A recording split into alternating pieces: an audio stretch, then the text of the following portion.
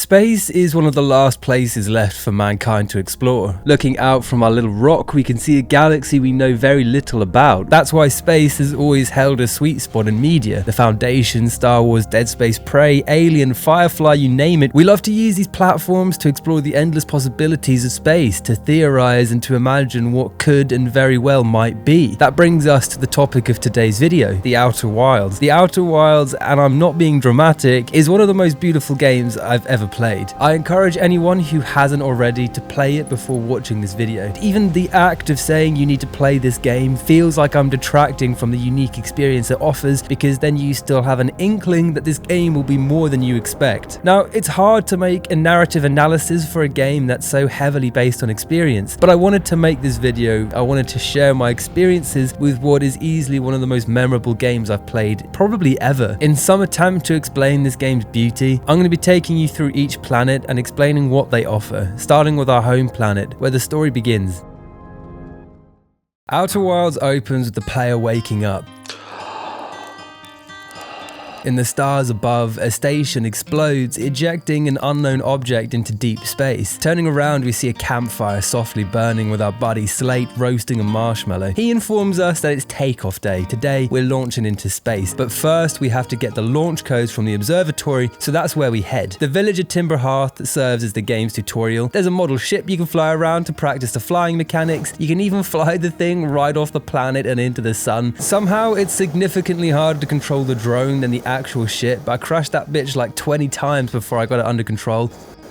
I feel like this was done on purpose to add more tension to your first takeoff, which everyone alludes to being a suicide mission. These kids want to play hide and seek, and we have to use our signal tracker to hunt down the radio they bring with them. We find this engineer. Here we get to practice maneuvering in zero-G and learn how the repairs work. It's a huge tutorial without being invasive. You're not forced to learn a single mechanic, and I love a game that manages to explain core mechanics in a way that's natural without huge text dumps or weird immersion-breaking tutorials. The game always keeps us anchored within the world.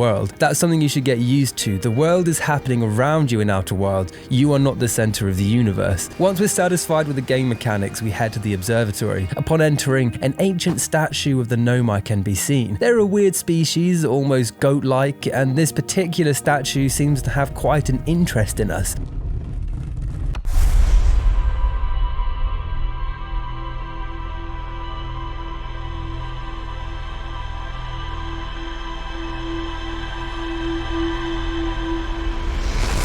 Why and what this means, we don't know yet. The ground floor of the observatory has been converted into a small museum. It serves as a visual context setter, explaining some of the key features of the galaxy. I haven't had this much fun in a museum since Modern Warfare.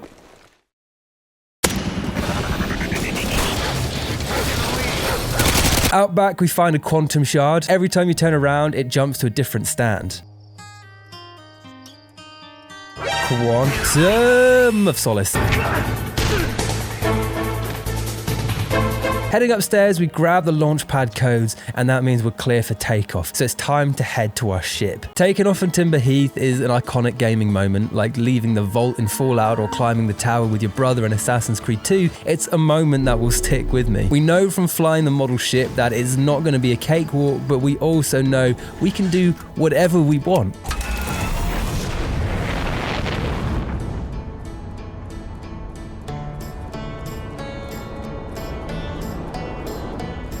The game begins with no goal, no location to head towards or bad guys to defeat. We're just explorers with a small galaxy at our fingertips. Some players will fly off to the furthest planet, others will immediately crash and burn. Some crazy asshole probably flew straight into the sun. It doesn't matter. The game is telling you that the direction and actions of the story are your choice without uttering a single word. While the average player will begin by darting straight off into space like an excited preteen, before we head off, we're going to focus on the rest of our native planet and the locations you can find there. Flying north, one of the first encounters we make is the small woodland grove. Setting our ship down, we read the signs and discover we're in the Quantum Grove. There's a small path heading down to the grove, so we follow the track, arriving in this grotto. It contains some trees, another quantum shard, a wooden sign. It's clear something isn't right here, but we don't know what just yet.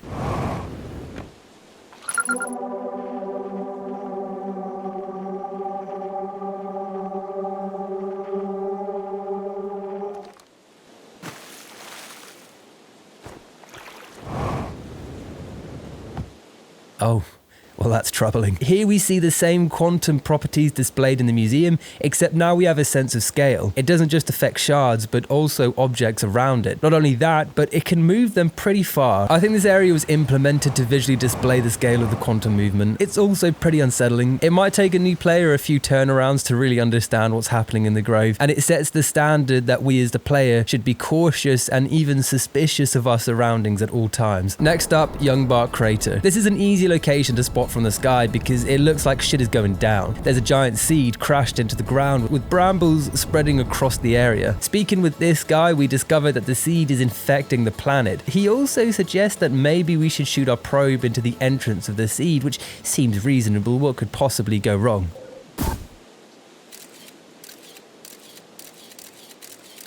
Launching a scout reveals a much larger space with the skeleton of a large creature and what appears to be a camp. Where and what this location is, we don't know yet, but a seed containing a larger interior section is a mechanic we'll need later. Where is this camp? How is the inside of the seed so large? What is this Doctor Who bullshit? Answering these questions is the fuel for the early game, but that's all we can gather from this area for now. The final location on Timber Hearth is Mining Site 2B. Here we get our first real look at the past civilization of the Nomai, whose statue had great interest in us.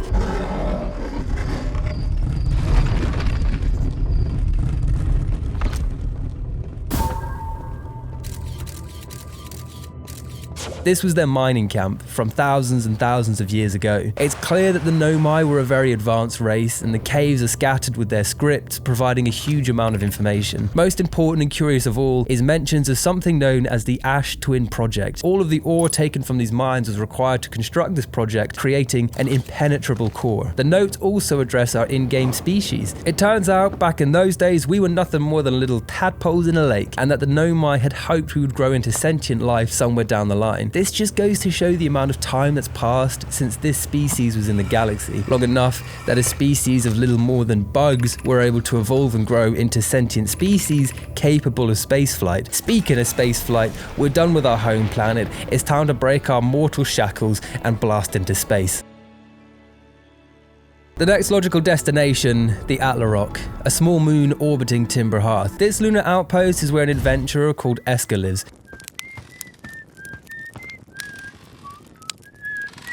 There's a small forested camp that used to serve as a pit stop for Hearthians making their first spaceflight. There's a wooden lodge and even a campfire where you can roast some marshmallows. It's a nice little space. Esker offers few conversation, and he even admits to sometimes shooting little probe scouts to the village when he feels lonely. Oh, one of the more interesting structures is this Nomai ruin. After some investigation, we discover it's a device used to track different planets.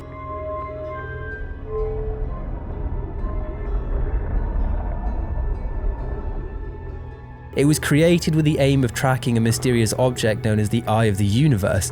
We have no idea what this is or its importance, but from using this device, it clearly can't be found. When tracking the Eye, the device swirls endlessly without a clear direction, yet more mystery and more questions.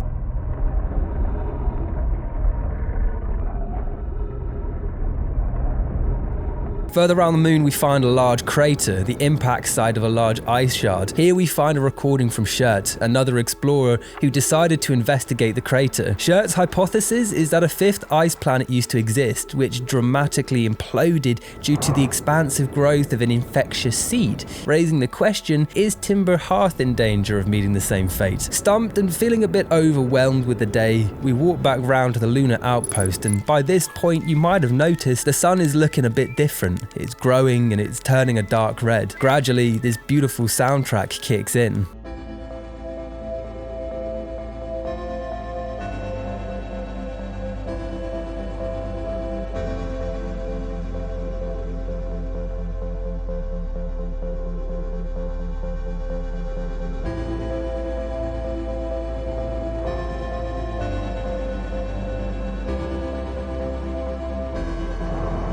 It's a staggering piece of music, a mixture of sadness and optimism. You know instantly that something is happening, something significant, but what?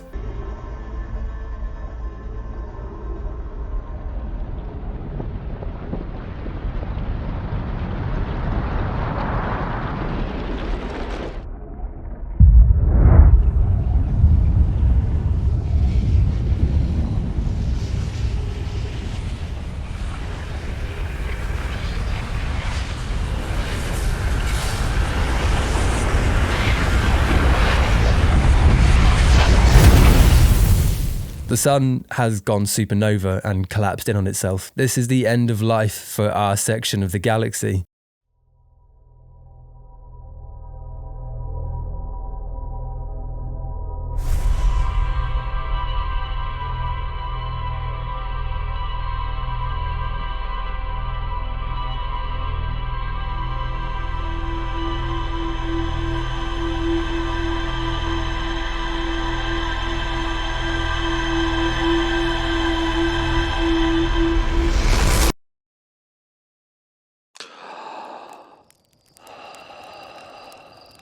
The statue we saw in the museum, we see it again, except this time it's showing us our actions, the life we lived in our final moments played as still images in reverse all the way back to the beginning of our first day. From the moment we wake up, seeing the same space station exploding, we're in a loop, and the galaxy is ending in 22 minutes. This is the base of the game's story, finding answers.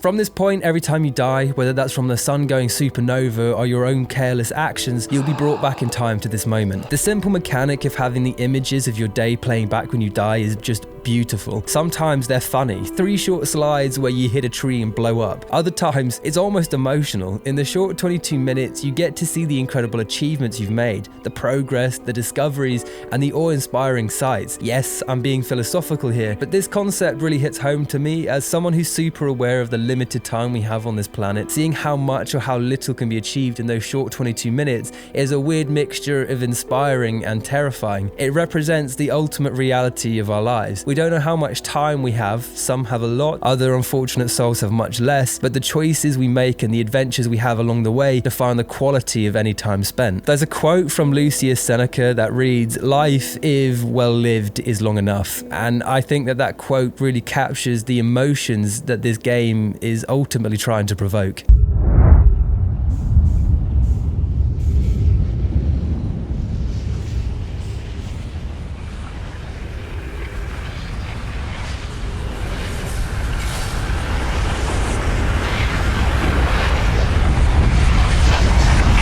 The loop mechanic is implemented very well in the Outer Wilds, better in my humble opinion than recent games like Deathloop.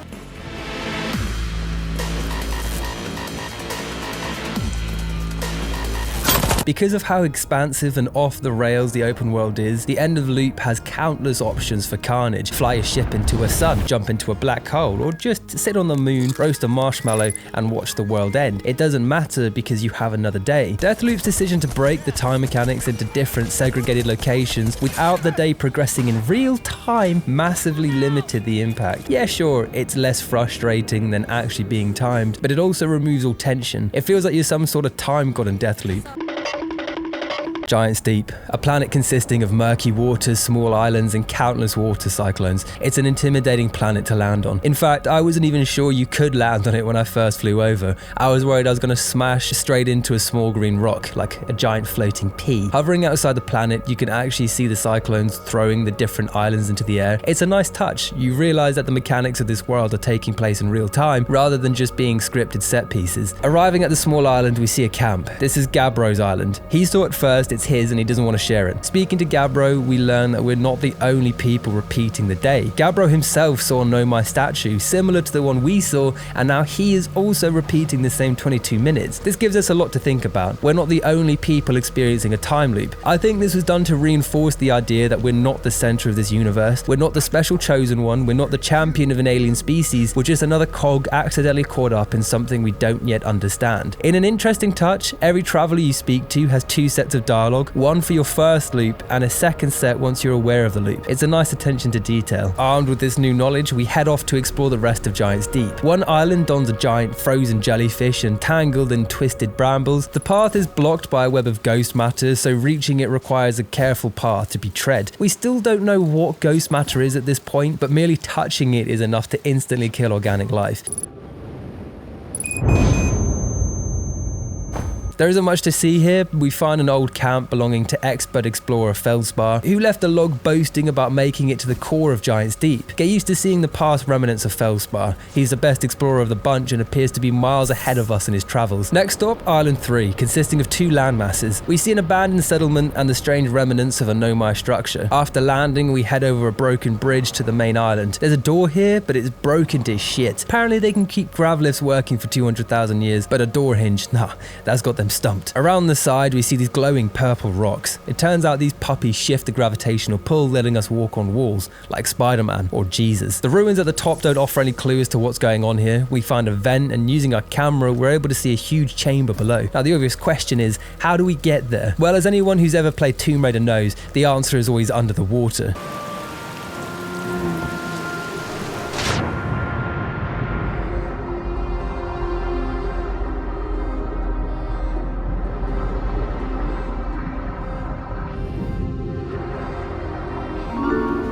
This room is where the nomai statues were commissioned, the same devices that are bringing us back when we die. Here we learn that the statues were built to store memories, but they were only designed as a backup, almost like a USB for memories. That still doesn't explain why we're in a loop and what the hell happened to the nomai. The context and information in Outer Wilds is mostly gathered through these nomai notes, the curved lines we find scattered throughout the galaxy. Apparently they invented time travel before mobile phones. Actually wait, maybe a society without phones and social media is the only way to advance to the space age. It makes sense. These dialogues are packed with personality. You end up feeling like you know the characters, and you can honestly sense their desperation and their hopes and struggles just through the text. We also get our first look at a form of looking glass technology which will project the location relating to the conversation.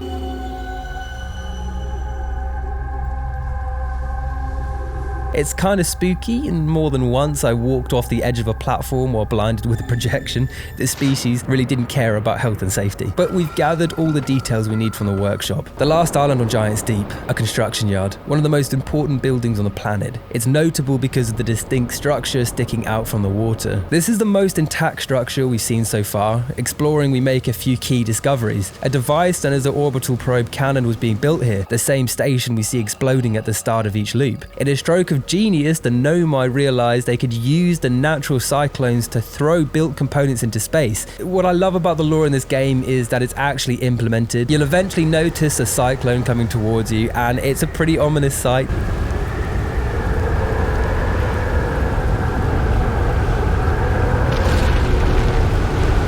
If they manage to catch you, you'll be launched into the air along with any islands in their way. There are pads scattered around the island. Standing on them keeps you anchored to the spot. Failing to reach one in time could result in being chucked out into the depths of space. The game doesn't spoon feed you this information. It trusts the player will have the good sense to figure this out. Your ship isn't immune to the laws of nature either. Each island has a gravity pad. It's wise to land on these spots unless you want to risk your ship being flung out into space while you're on the ground. Trust me, you won't be able to get that bad boy back. There is something hopelessly entertaining about the first time you lose your ship. The ship lets you track all the different plot points laid out in a kind of mind map. This terminal is crucial for understanding where to head when you're feeling lost. It also stores your spacesuit, which you have to remember to put on every time a loop begins. The amount of times I forgot to put that on and died in the vacuum of space is honestly enough to make a grown man cry.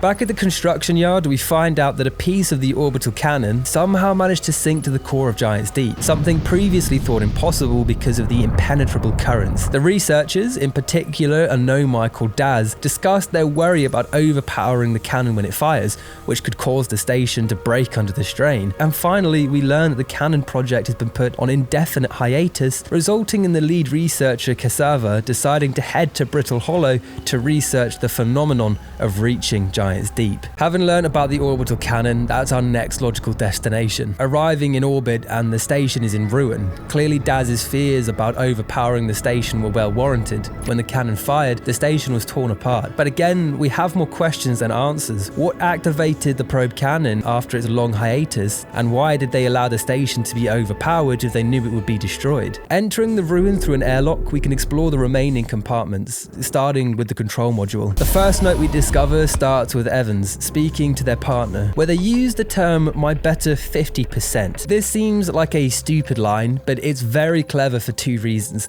Firstly, it humanizes the species. It's important to establish that these were loving, caring, kind creatures, but it also shows how mathematical and science-based these species were. They don't say "my better half," they work strictly in accurate numerical phrases, even when it comes to love. It's a subtle but clever touch you'll see emulated across all of their languages. They take common phrases and represent them with accurate scientific phrases.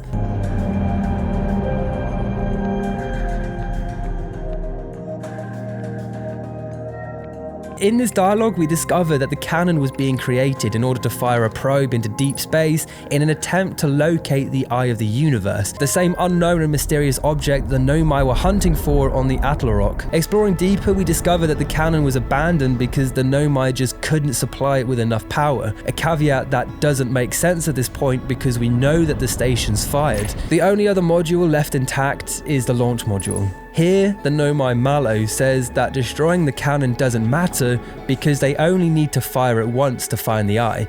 This seems overly optimistic. Given the size of space and how elusive this eye appears to be, finding it with one shot should be impossible. They either know where they're firing it, which by all accounts they don't, or they know something we don't. It's also revealed that the results of said probe can only be viewed from the probe tracking module, the very same module that sank to the bottom of Giant's Deep. Bugger. How many plot threads can one man handle? Let's head to Brittle Hollow and find out. A large, dark planet. The surface of Brittle Hollow is extremely dangerous, slowly breaking apart from a barrage of lava balls spewed from the Hollow's lantern, a molten moon orbiting the planet. When these chunks of Earth break away, it reveals the planet's core, a black hole that gobbles up anything that gets near it. As the loop progresses, more of the surface will be consumed. Eventually, the planet is little more than a black hole with a few land masses surrounding it. It radiates cosmic horror. It's Lovecraftian, fear of the unknown. Whether that's being sucked into a giant typhoon or slowly falling towards a black hole, the bizarre, unique experiences you encounter mean you never know exactly what to expect. And with no ability to save, there's always the potential of losing a whole loop's progress. These moments of exploring the unknown can genuinely shake you. The planet's surface is mostly barren. Under the surface is a different story because this planet is home to the Hanging City.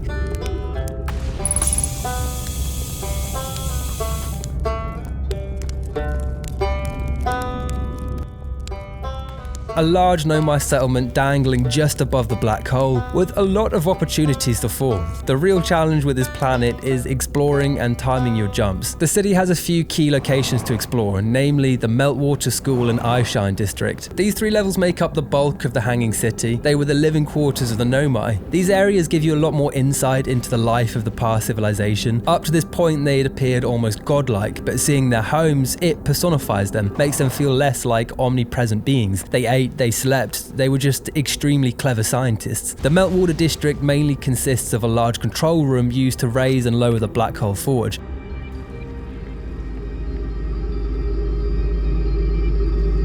It also has dialogue talking about the creation of warp cores and the large Nomai ship that's actually stuck at the center of Dark Bramble, one that only needs a new warp core to function if some brave adventurer were strong enough to bring it one. The Eye Shrine is an interesting place. It's a shrine for the Eye of the Universe. Confused? Travago. Finding the Eye of the Universe was the ultimate goal of the Nomai, an object that existed before time itself, an object whose faint signal actually brought the Nomai to this part of the galaxy in the first place. What exactly is it and how can it be reached, we don't know yet. It's clear that their hunt for the Eye was bordering on obsessive, something that they were solely dedicated to discovering. The school district is where the Nomai kiddies would learn stuff. I mean, it's a school, what were you expecting? This area outlines more about the history of the Nomai, presented as educational classes for the children, primarily a festival that this species used to have. They value science and discovery above all else. Every 10 years, the Nomai would gather from all across the universe to share and revel in their recent discoveries. It also talks about the universe,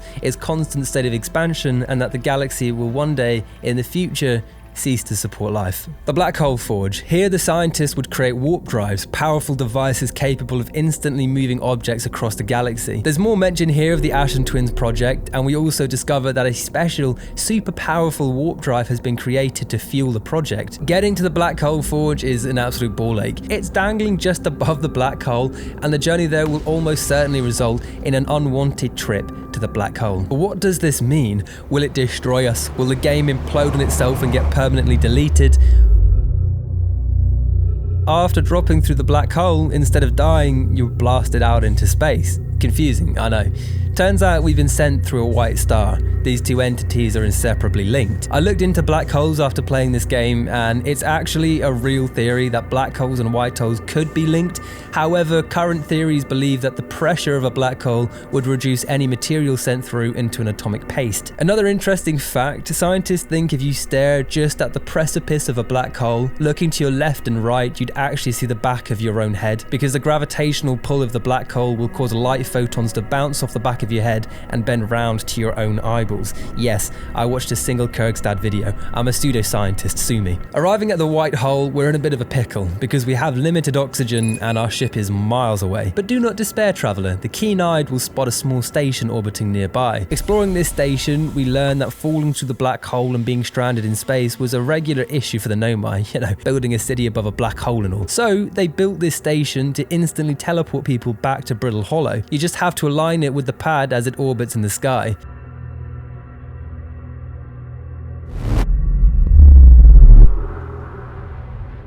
Back to exploring the hollow, and our next destination is the observatory, the dome-shaped building we can see from the surface. Once inside, we learn about a place called the Quantum Moon, a large planet that constantly changes position and appears to be linked to the eye with its quantum properties. But most importantly, we find the research that Cassava left Giants Deep to conduct about reaching the core. It turns out that certain tornadoes, the ones spinning anti-clockwise, actually launch objects downwards rather than into the air. This is vital information we will need later. So it's time to head to the Ashen Twins, the planets whose name we see appearing everywhere in regards to the elusive Ashen Twins project. These planets are inseparably linked. One is covered in sand and the other is a barren rock. Over the course of the loop, the sand will pour from the Ash Twin into the Ember Twin, slowly filling it with sand. It's a giant hourglass metaphor and represents the loop beautifully. The Ember Twin is up first, a Grand Canyon-style surface with deep ridges separating the north and south poles. The ridge is the same line the pouring sand will follow, and you do not want to get caught under that flow. You'll be real dead real quick.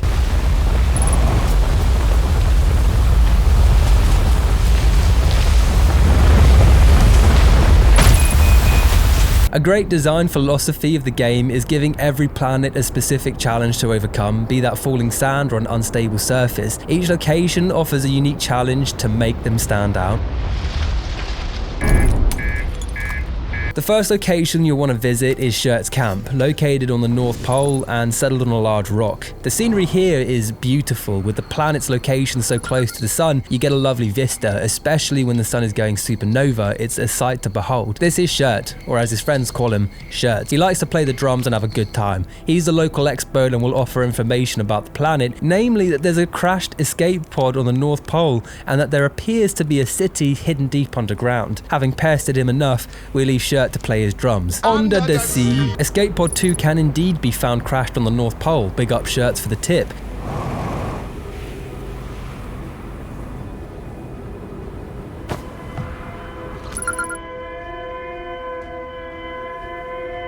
Traveling through the pod, we can read the crash logs, which informs us about their crash landing on the planet. Once on the surface, the sun proved too intense for the Nomai, so they decided to head beneath the surface to escape the heat. In this cave, we find a few scribbled notes alluding to a place known as the Sunless City.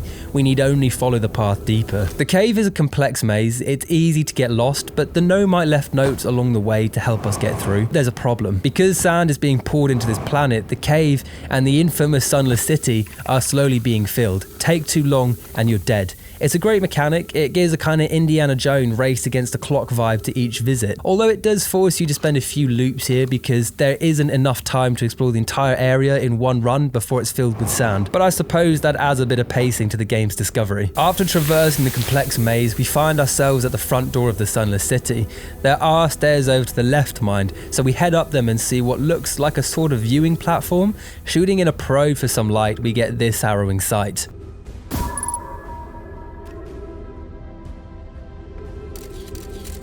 This is a bit of foreshadowing, but nothing we have to worry about for now. It's clear that we can get into that cave, but there's no way in sight, so instead we head to the Sunless City.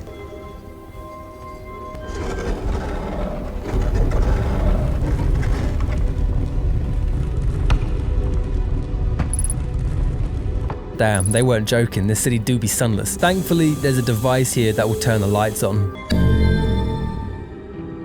Here we see a city similar to the Brittle Hollow, but we gotta go fast because the central chamber is filling up with sand real quick, so we don't have long. On the wall behind, we find one of the most important scripts we've read up to this point. The Know My Scientists, in order to generate the extreme amount of energy required for the Ashen Twin project and orbital cannon, they're building a sun station. It's unclear the exact purpose of this station, but what is clear is that the Know My Scientists are reluctant to build it because they claim the station will bring about the annihilation of the star system. It's the most promising lead so far. If this station is causing the sun to go supernova to fuel the project, maybe there's a way to shut it down. Maybe there's a way to stop this loop and save our corner of the galaxy. It's certainly possible, but for now, we have to finish exploring the Sunless City. There's not a huge amount you can find in the remains of the main chamber. Some children scribble secret notes for one another, talking about the games they would play in the old fossil of the anglerfish. Apparently, the kids were able to find a secret way into the cave by placing a lantern in the skeleton's mouth. So we head back to the Outlook and send our probe into the mouth and make our way to Stepping Stone Cave. Now we can see a small hole in the roof with a light shining through. Very clever. You could try and jetpack your way up there, but I'm a lazy Gen Z, so I sit there and let the sand carry me up. Once in, we learn that this ancient race of anglerfish are both extremely deadly and extremely blind, like a mole rat with a switchblade. That might seem like menial information, but we'll need it later. Last up is the High Energy Lab. You'll have to sprint there straight away from the beginning of a loop, or the path will be blocked off by the soundfall. The tunnel leading to the lab is claustrophobic by design. Multiple large cacti, ZZs, block the way, and the only way over is allowing the tunnel to fill up with just enough sand to get past. It's clever. It never really caught me out, but it makes the journey feel a lot more dangerous than it actually is. One of the biggest killers while you're exploring is your oxygen levels. Once you leave your ship, you're on a timer. It's a simple enough mechanic, but it adds a lot of tension to the deep cave exploration. The High Energy Lab is a very important place. This is where the Nomai were experimenting on black holes, warp drives, and why toast always lands face down. All the important shit. Here they made a crucial discovery, that items sent through a black hole appear through a white hole a tiny fraction of a second before they actually leave the black hole. In essence, a very mild form of time travel. Interesting. We see here a discussion between Rami and Pi, who discuss if, based on these discoveries, it would be possible to create a warp drive powerful enough to send items back in time by 22 minutes. That's a huge piece of information that clearly alludes to our current loop situation. That's the last piece of information we'll grab from the Ember Twin. But before heading to the Ash Twin, we need to explore the Sun Station. Based on everything we know, if there's any chance of stopping the annihilation of our star system, it's there. Now there are two ways to reach this station. Option 1 is via a teleportation pad on the Ash Twin, but we're not pussies, we're goddamn space pirates, so we get there the old-fashioned way with stick and shift. It's significantly harder to reach the station this way, but I highly recommend it. It's an epic gamer moment. You can't fly straight at the station or you'll almost certainly miss and be destroyed by the sun, so instead you have to line up your shot with the orbit of the station and skim across the surface of the sun, only an inch away from missing your shot or burning to a crisp.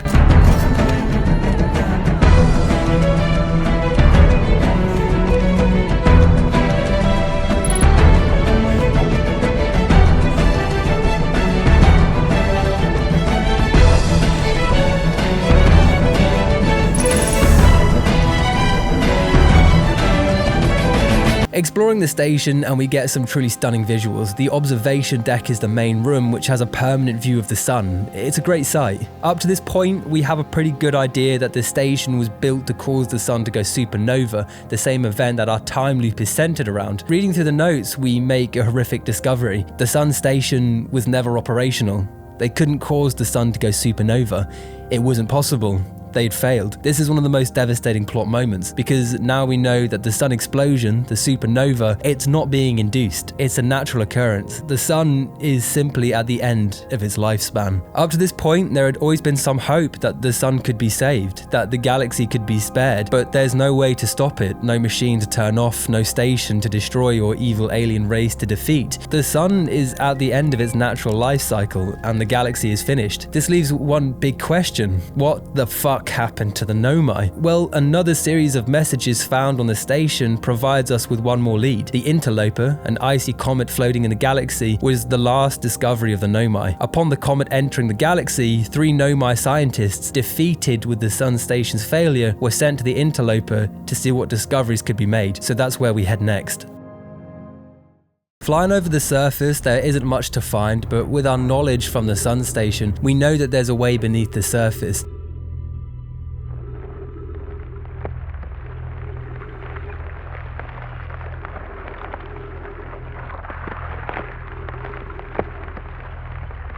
The tunnels here are icy and hostile. They're filled with ghost matter, and only a few tunnels out of the countless you can take won't lead to your death. You need to tread the path carefully with your scout drone until you make your way to the central chamber and discover the dead bodies of Clary, Pi, and Poke. Here we make yet another harrowing discovery. This comet was the source of all the ghost matter found in the star system. When the comet arrived in the system, the core was building up pressure and reaching critical mass. Pi and Poke realized this and ran to inform the rest of the Nomai, but unfortunately they were too late.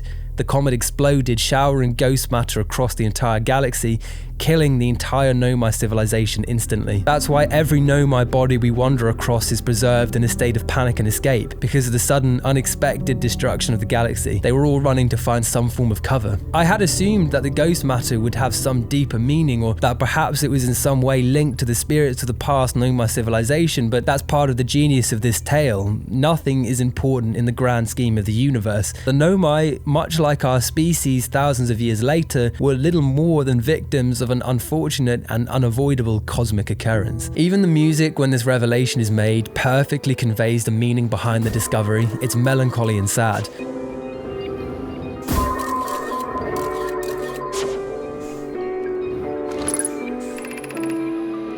The music in Outer Wilds is as phenomenal as it is integral for the experience. It was created by Andrew Pralo, and he deserves major props for this soundtrack. You've done an amazing job and created such an amazing range, from happy and uplifting to creepy and disturbing. I did reach out to him on Twitter, but he didn't reply. It's fine. Speaking generally, the soundtrack is super optimistic, yet sad and lonely. There are a ton of examples of the finer details. One example I liked is the infrequent soundtrack that plays while exploring space.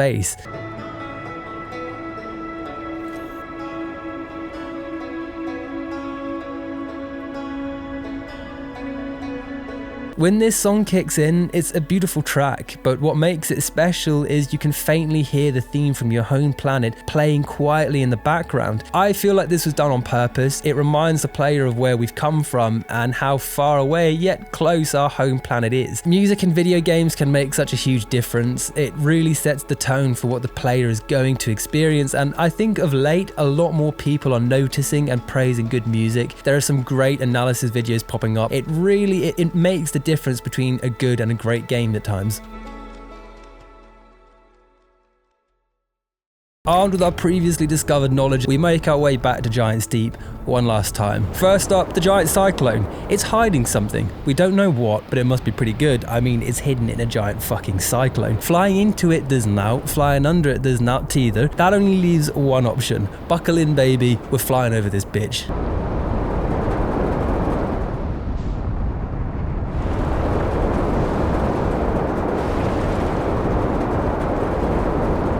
Damn, that's a big tower. Welcome, ladies and gentlemen, to the Tower of Quantum Trials. How very imposing. To simplify this area, it's a tutorial on the mechanics of quantum objects, the same type we saw on our home planet. As we know, they're slippery buggers. When they're not being looked at, they can relocate to another position. This can be stopped by either staring at them or looking at an image of them, meaning we can use our trusty probe camera to keep a quantum object stationary. These puzzles are very well thought out. They're challenging but not frustrating. Each level of the tower requires a player to manipulate a quantum gate in order to reach it and drop down through the tower. This information might seem redundant, but it will come in handy later. For now, let's focus on getting to the planet's core.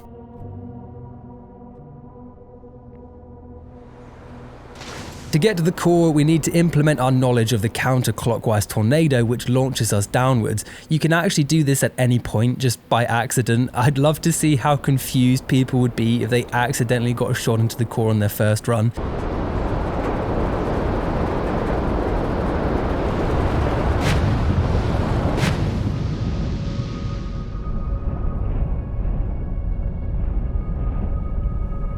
Once through, we see that the core is protected by another impassable wall, this time an electric one with jellyfish regularly passing through. I have to admit, you normally figure out how to pass through this wall at the Dark Bramble, which I haven't visited yet, so we're going to have to temporarily skip a step just for the flow of this video. What you have to do is get out of your ship, jet to the jellyfish, and ride from the inside past the electric wall. This was a bit of a brain scratcher for me, because touching the top of the jellyfish will hurt the player, but the tentacles don't, which is actually the polar opposite of how jellyfish work in real life. I just assumed that if the head hurt the player, the whole body would. But waiting inside the jellyfish was mad tense, mostly because my head kept on clipping through his body and I was convinced that it would glitch out and fry my brains.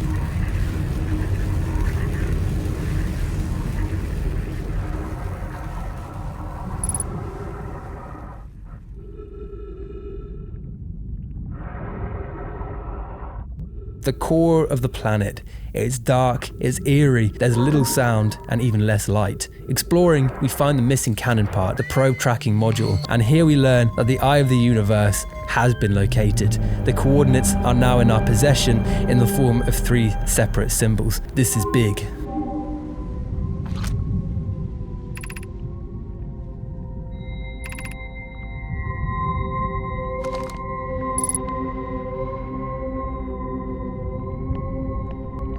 Now it's time to head for one of the last locations of our journey and one of the hardest locations to reach, the quantum moon. It changes location every time you look away from it. Even if you stare at it the whole time, when you fly into its surface, you'll end up going straight through the moon and it will disappear. The annoying bugger is like one of those squiggly lines you see out the corner of your eyes. The first challenge is, how do we get there? The average beta male will log its every move and work out a pattern of movement and predict where it'll land. Real alpha males will fly over to Giants Deep, play a game of red light, green light, and then it'll appear. Lovely. That's problem 1 solved. Issue 2, when we fly through its atmosphere, our vision is blurred, so it disappears. How do we fix this? Well, this is where our knowledge from the quantum trials really becomes vital, because as we've learned, even if we can't see a quantum object, an image will do. This is another example of how Outer Wilds provides you with subtle information and allows us to implement that knowledge to progress. The surface of the moon is small, and all the objects on the surface will randomly teleport around you. After exploring for a while, this tower will appear. There's a switch at the back that turns lights off and on. We can use this to make the moon jump between planets. A really cool feature here, whatever planet the moon is currently orbiting, the moon's surface will take on its properties. If you're outside Giants Deep, the ground will be covered in water, whereas if you're outside the Ash Twin, the ground is covered in sand and you can see the faint remnants of sand pillars flowing into the sky. The quantum properties are really shining here, and the devs use this opportunity to really be creative and have fun with the moon's design. It's a great feature, but after jumping around the galaxy, we eventually arrive at the 6th location, outside the eye of the universe, following the twisted path to discover a shocking sight.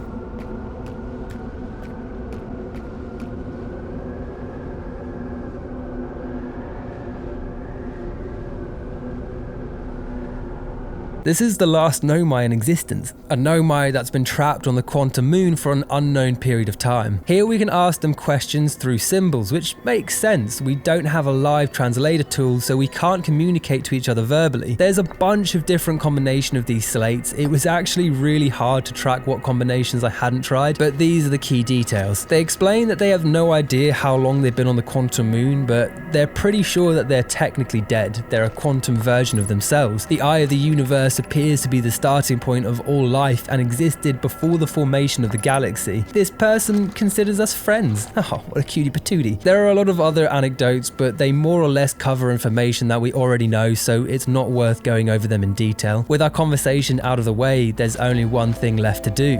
Jump into the clouds of the eye of the universe.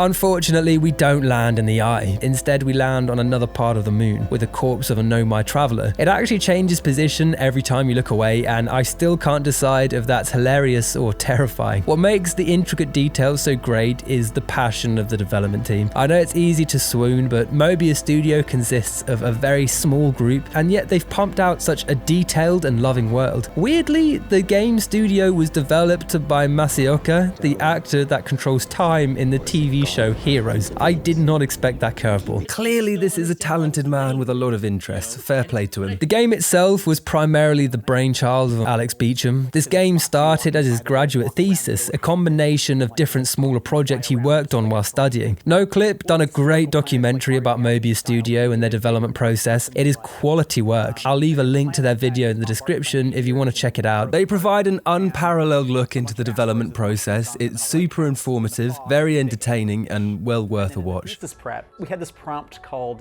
do something with the uncertainty principle, and that led to this prototype of there's the cabin and all these trees, and they would move when you looked away.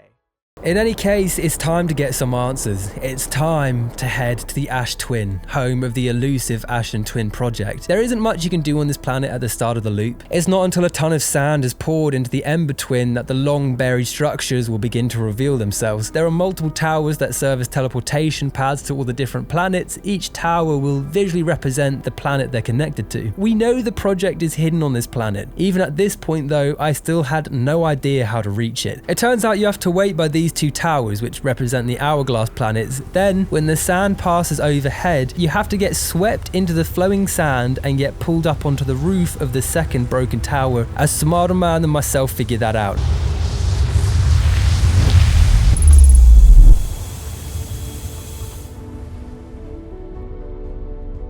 But finally, we're here, the center of the Ash planet and the core of the Ash Twin project.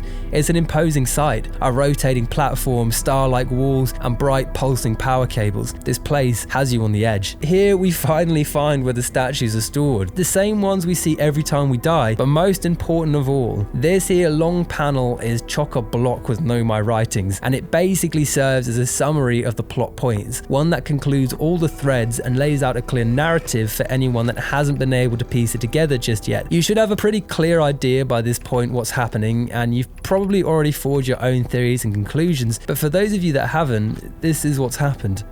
Thousands of years ago, the Nomai were brought into the star system in search of the Eye. The ship crashed in the dark bramble and they were forced to settle in our star system. Driven by an obsession with knowledge and scientific progression, the Nomai fixated on finding the Eye. At some point, they developed the ability to store their memories by linking their brains with machines. At the same time, while creating their warp drives, the Nomai made the interesting discovery that objects sent through a black hole would appear slightly before they departed. This is where they came up with the genius idea of creating a device with a powerful enough warp core to send something back in time by 22 minutes. This idea matched up perfectly with the Nomai's plans to create an orbital cannon, one that can shoot a probe into deep space in order to find the Eye. While it was initially impossible due to its extremely low probability of success and high energy cost, by launching the probe and sending the results back in time, they could theoretically fire the probe an infinite amount of times without a single second passing. The problem is, this device required a huge amount of power, so much power that only the energy generated from a sun-going supernova would suffice. So while the Nomai built the Ash project and the orbital cannon, the rest of the species began work on the sun station, building a device capable of forcing the sun to go supernova. Alas, disaster was yet to rear its ugly head. Just as the orbital cannon was created and the Ash Twin project complete, the sun station was concluded a disaster. It won't work. They couldn't cause the sun to go supernova. At the same time, the interloper arrived in the galaxy, and in an instant, the entire race was extinct. For generation, the orbital cannon and twin project lay stagnant, forgotten by time, until the sun, through the end of its natural life cycle, went supernova, inadvertently kick-starting this complex procedure which by sheer chance we're entangled with. It's an extremely interesting plot because, contrary to what the game alludes to, we've never gone back in time. In fact, technically, nothing has ever happened other than the final playthrough. The last time we leave our home planet is actually the first. All previous expeditions and our knowledge of them are memories of events that never happened, sent back through time in memory vaults. One of the best lines that really drives this home comes from Solanum. It's tempting to linger in this moment while every possibility still exists, but unless they're collapsed by an observer, they will never be more than possibilities. But back to the project, following the walkway to the other end, we find what we're here for.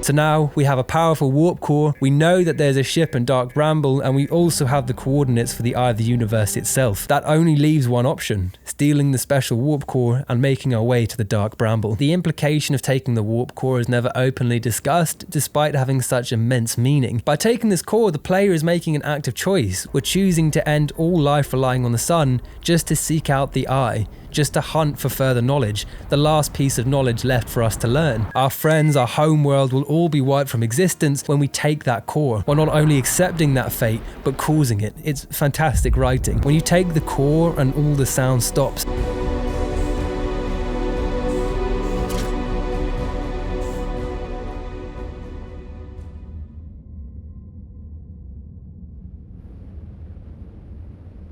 oh damn, you know you're in the end game. Next stop is the Dark Bramble. Flying across space for the final time, the music we've come to love and loathe kicks in, except this time it's not bittersweet. We know this is the last time we'll hear it. It plays as a last farewell to the star system.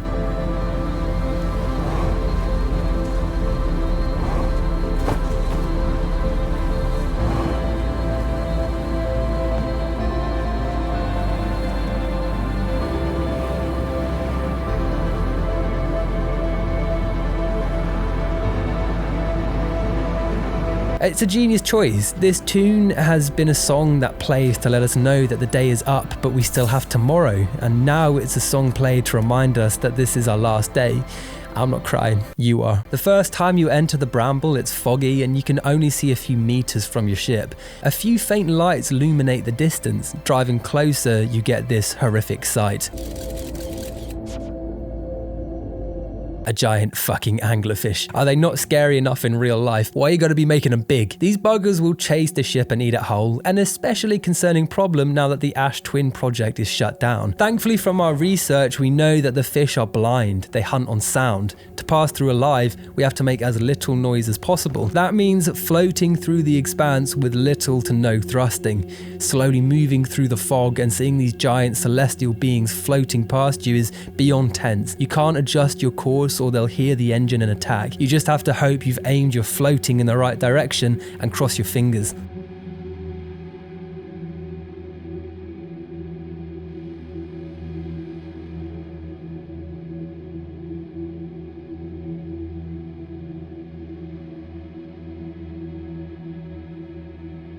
This is a bit more of that cosmic horror I talked about earlier. It does so much with so little. It's the definition of less is more with video game scares. The seeds have a bright glow we can use to find our way. The catch is the anglerfish also have a large attracting light, much like their real life counterpart. And with the dense fog, it's hard to know if you're heading towards your death or a seed to progress. It's pretty disturbing to fire your scout at a light source only to discover this giant horrific beast.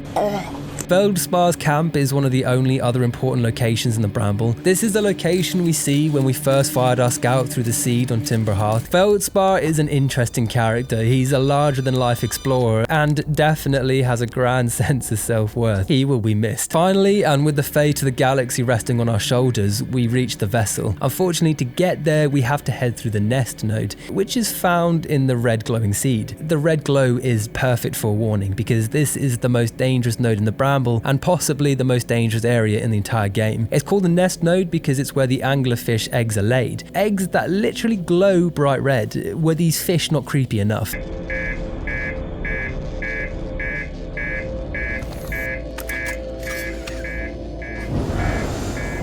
It's an impressive ship, and despite being ensnared in the Bramble for all these years, it's in pretty good whack. First order of business, replacing the broken warp core.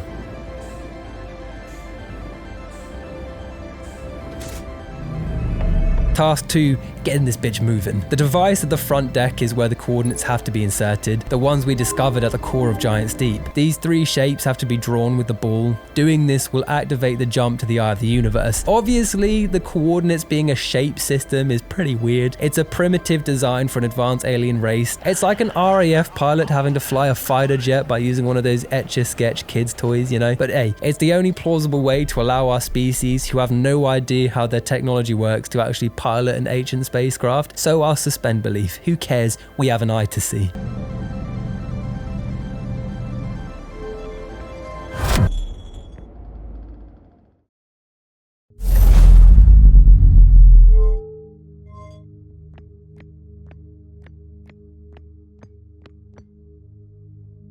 The Eye, center of the universe and the only entity to exist before time itself. 200,000 years of planning from a long dead civilization and an unknown amount of time from a lone wanderer have led to this moment.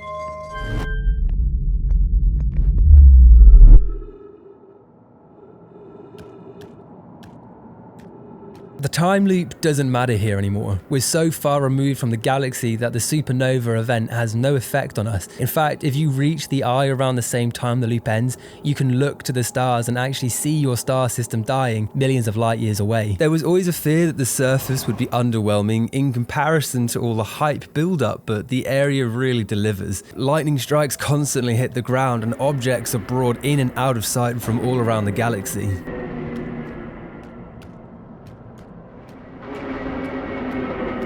There's a sense of momentum and build-up as you progress forward towards the bizarre storm pulling away from the eye. Arriving at this bizarre structure, and much like the quantum moon, we hedge our bets and decide the best course of action is to jump into the storm in the sky. How are we not dead yet? We're crazy motherfuckers.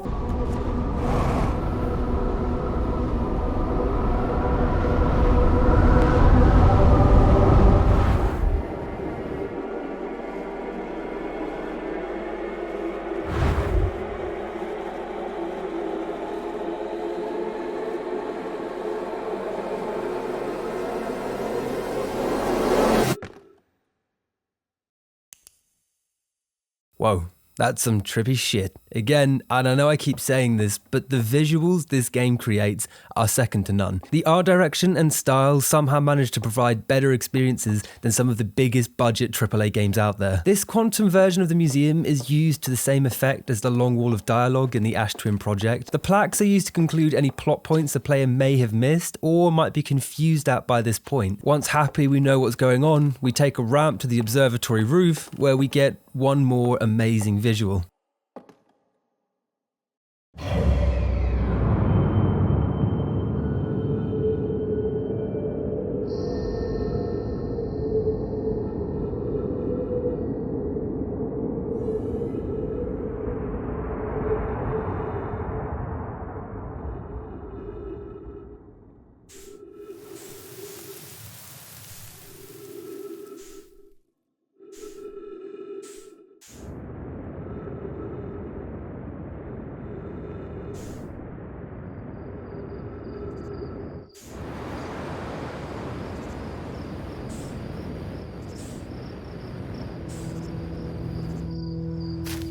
Now we're dropped into a forest. After playing funny buggers with the campfire, we see our old buddy Esker from the Atoll Rock, or at least a quantum version of him. This is the last puzzle of the game. Using our scanner, we can find the signals from multiple instruments, the same ones all the different adventurers are using when we find them in the galaxy. Tracking and grabbing each instrument brings their owner to the campsite, but getting them isn't a cakewalk. They all have their own puzzle to solve. Some are easy, like opening up a building, but a few of them were actually challenging, like making these skeletons stack by looking at a star then back at them. That had me stumped for a little while, pun intended. But one by one, all our friends are recreated around this campfire, each one ready to play their own instrument. It's one of those sad but cute full circle moments. The few people we meet along the way are all here, and we know something big is about to happen. But what?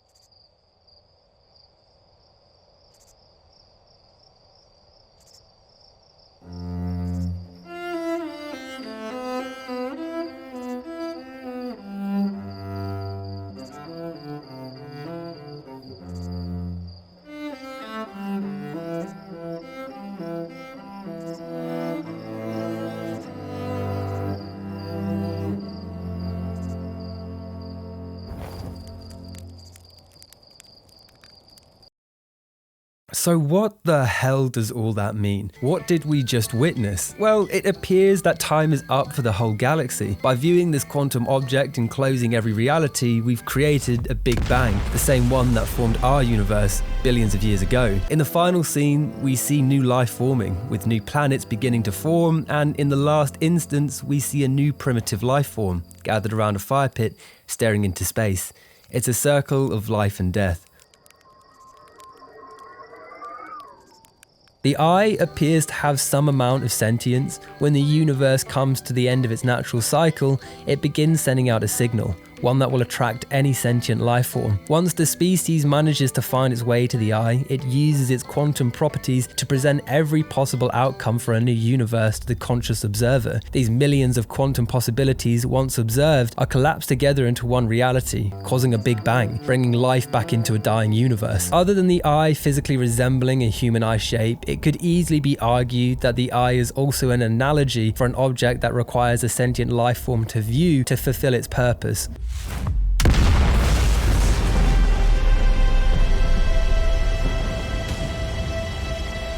Outer Wilds tells a tragic tale of cosmic coincidence and ultimately how insignificant we are among the grand schemes of the universe. But it's more than that. It's a game about hope, the beauty of discovery, and the importance of enjoying what limited time we have. But these are just the main endings. Of course, a game that's lovingly made will have a few extra endings. Did you expect anything less? Example A. Space and time. A bit of a bummer, right? All persistent and rule-based. Why not? I don't know. Break it. You get this ending in the high energy lab, the area where we see the duplication experiment. If you remove the core before the first probe disappears, there will be two of the same object in the world. Space and time is not a fan of this.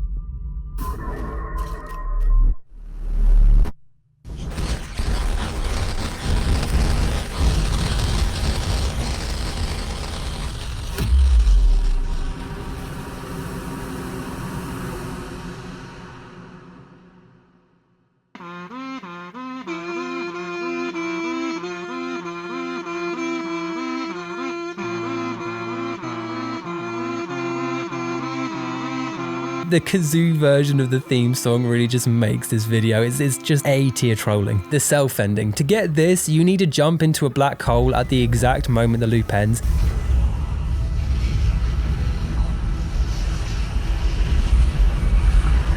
Now you're basically cursed, because if this loop ends in any way other than you jumping into the advanced warp core, you break space and time, because the second version of you can't exist in any other way.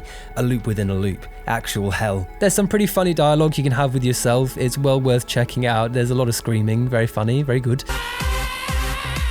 Finally, you can actually drive far away enough from the supernova to avoid the blast. You need to drive to the outer rim of space after deactivating the Ashen Twin project to get this ending.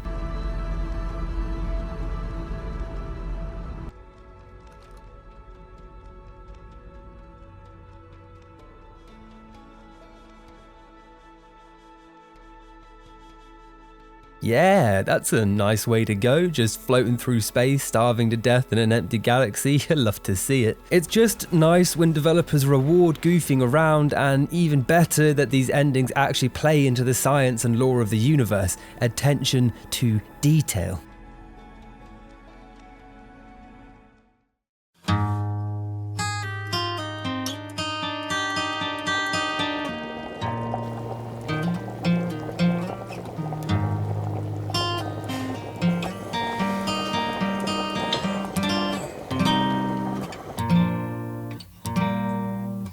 Hi, hello, welcome to the end of the video. If you made it this far, firstly, thank you. I know it's a commitment of your time, and I really do appreciate it. Because the game's so meaningful to me, I wanted to make the conclusion a bit more personal, you know? Stop by, check in, see how you're getting on in these troubling times. The Outer Wilds is one of the best games I've played in a really long time, and in a way, I feel sorry for them because they just so happen to release basically the same time as a game called the Outer Worlds. Basically, they stole the entire limelight. Outer Wilds to this day still hasn't got the recognition I believe it deserves. The people that have played it love it. It has a hardcore fan base. The first time I saw the Outer Wilds was when I was looking for the Outer Worlds, and I saw the Outer Worlds pop up and I was like, what is this?